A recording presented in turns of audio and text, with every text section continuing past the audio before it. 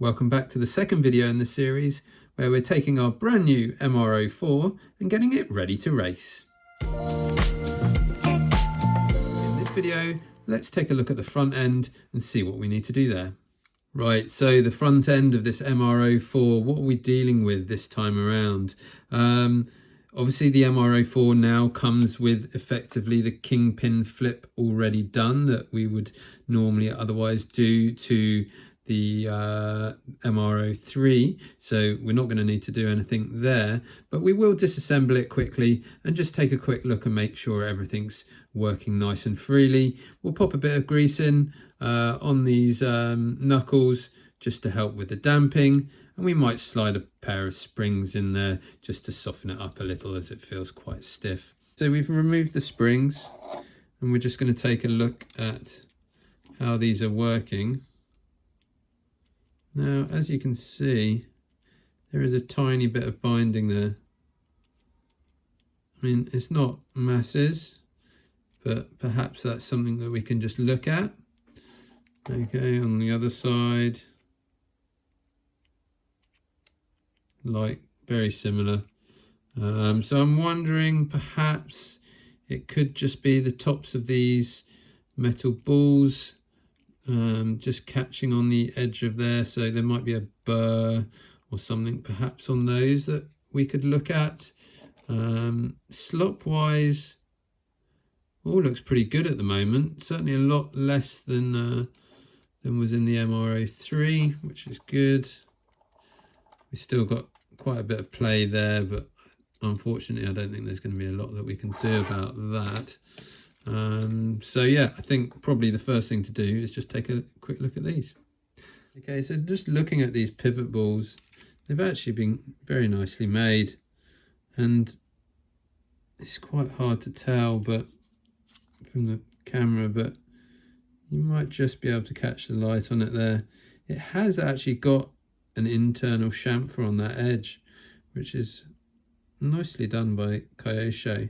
However, I think there is still a bit of binding there, so it might just be still that it's quite a sharp edge, and that the kingpin is sort of sliding over that edge at a bit of an angle.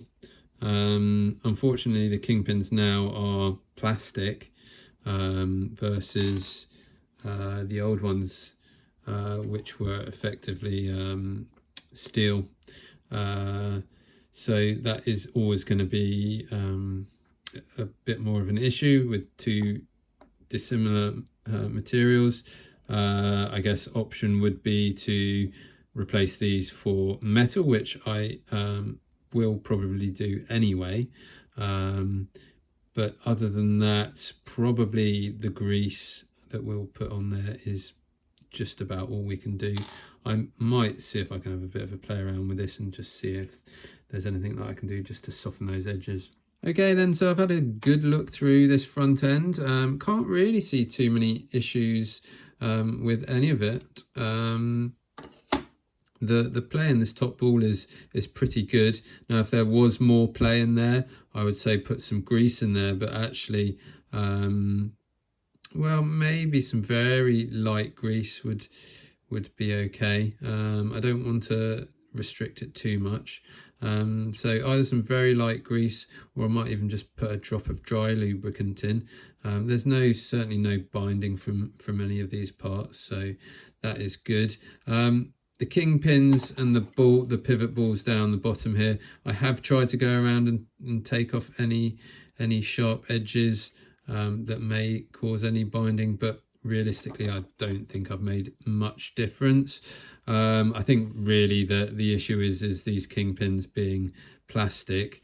They're just gonna cause more friction than ideal on these pivot balls. So I think probably the best thing to look at if you're that worried is replacing these knuckles with the metal versions, which for us is allowed in our box stock rules. However, you obviously need to check your own club if that is what you're using. So what I've decided to go with is a very lightweight grease on these top pivot balls, just to take out a tiny bit of extra slop. The grease will work its way around the pivot ball and into the cup and just take up, as I say, a tiny bit of space that is in there. We don't need much. I could pop these open and pop it in there, but if anything, you want to keep that down to a minimum to avoid wear and tear and any unnecessary loosening of the connection between the two. So I'm happy with that now. I'm going to do exactly the same and put a tiny bit of grease onto the kingpin. Okay, for that I'm going to go back to my 15,000, which is what I run on my MR-03 for where I am. Other people may use different, but I've always run this. Okay, tiny mounts as always, and then we can start to reassemble the car.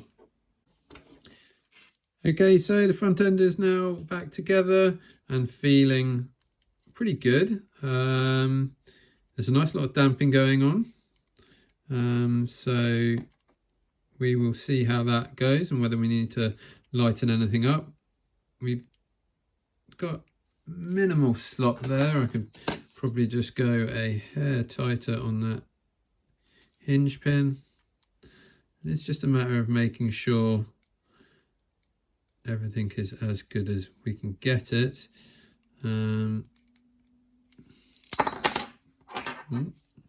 Fingers.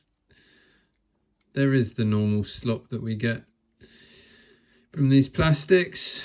I could pop a bit of grease into the pivot point there, but from past experience it doesn't tend to do a huge amount. It comes out fairly quickly, so I'll probably just keep that dry for now. What we are going to do is pop a set of springs back in. Now on the MR-03 I normally run the reds or purples for my setup. I'm going to go with the purples for our first run out. So I'll pop these in and that will pretty much wrap us up for the front of the car.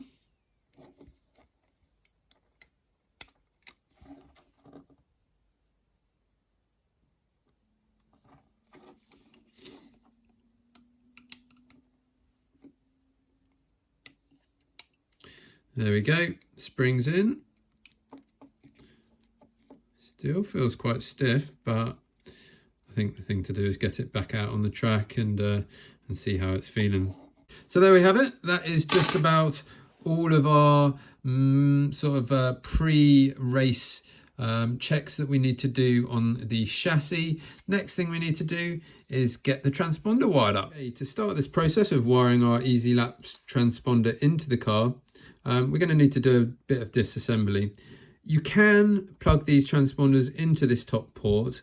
However, in the past with the MR-03s, it's proven very unreliable. The power that is put out of those ports is not consistent, and you can often end up losing laps, which is obviously no good for racing. So we avoid that, and we want to try and power the transponder almost directly from the battery terminals, and you can do that if you feel that is a better option for yourself. It's certainly potentially a little easier soldering, but for this video I'm going to try and aim to solder this to the board in a place where we can have a switched power so that the transponder is only on when the car is switched on. Okay, so as I say, we need to do a bit of disassembly first. We're going to start off with removing the shock. The shock comes off, and then we're probably going to need to remove the motors, the motor wires to do on this car. Get rid of the screws. There we go. Okay, so we've got the rear done. This is the first time I've disassembled the MR-04, so bear with me. We're going to pop off these battery clips, and we can start to see where we're going. I think probably we are going to need to remove this front end cover, and then that top plate will probably come off in the normal way. And we've got all the screws out of this front end. Now hopefully this top plate should just come unclipped. Sometimes it can take a little persuasion just down off the back here. There we go. Unfortunately, Kyosho have not made it as easy as the MR-03 was, so I am going to have to remove the battery terminals to try and take a look at the bottom of the board. Please, when you are doing any projects like this on your car, please remove the batteries. That just prevents any chances of short-circuiting and blowing up anything on the board. So I've got our board free from the car now. I've also removed the screw that holds the switch in, which is this little bracket here. That allows us to sort of be able to move the board around a little freer. Now you do need to be careful when doing this that you don't dislodge any of these wires or break them off, so be very careful and move the board as little as possible. I have had a bit of a play around with the multimeter to try and figure it out, and actually if you look carefully on the board, you can see the terminal here on the left hand side says SW2. That is the switch power coming back from the switch, so we're going to use that terminal for our positive, and then we also need to have a negative terminal which we're going to need to take from this side here. Now it's a bit tricky to solder onto this side of the board here, so I think the easiest way to do it is to be soldering onto the reverse side over here. So we just need to have a play around with the wires from our transponder, get them roughly the right length, and then solder them on. Okay, so we have trimmed our transponder wires down to the correct length. The transponder wires will be running through this hole here, which I've removed the cover from, and then onto the board.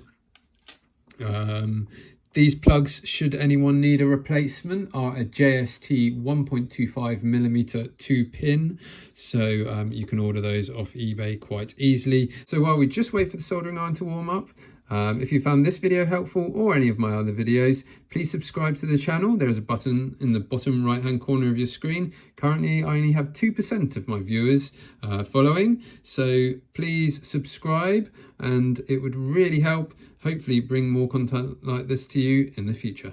We've got our solder and our soldering iron. All we're going to do is just tin these wires just to get a little bit of solder on the ends. We've got our board held in our helping hands, and I've pre-tinned the terminal. Now all we're going to do is bring in our wire, hold it up to the terminal, touch it with our soldering iron, and there we go. We can just make sure that we have got a nice sort of glossy, shiny solder joint, okay, and that there are no dry areas. Now we have got a little spike on there. I can just very carefully with some side cutters just snip that off. Okay, so that is all good on that side. We're now going to flip it over and do the same on the other. Okay, so exactly the same on this side. It's this terminal here on the left that we're going for. I'm just going to pre-tin that terminal so that our wire sticks nice and cleanly. I'm going to come in on the side here.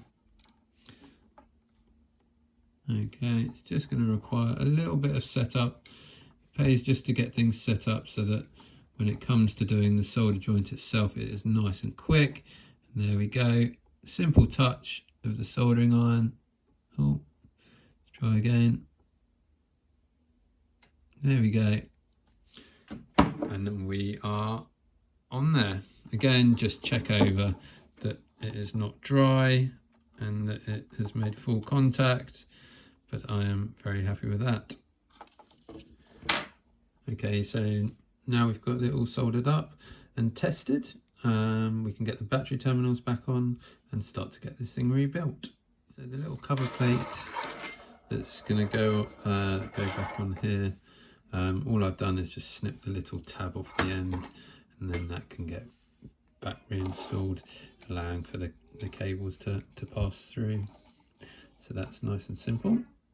Okay, so there we have it. All back together, transponder installed, wire coming out the top here. Now obviously placement of your transponder is going to depend on your body. I'm not quite sure where it's going to go just yet, so I'll leave that for now, and then we will just apply some double-sided tape and stick it down. It's now time for our wheel and tyre package.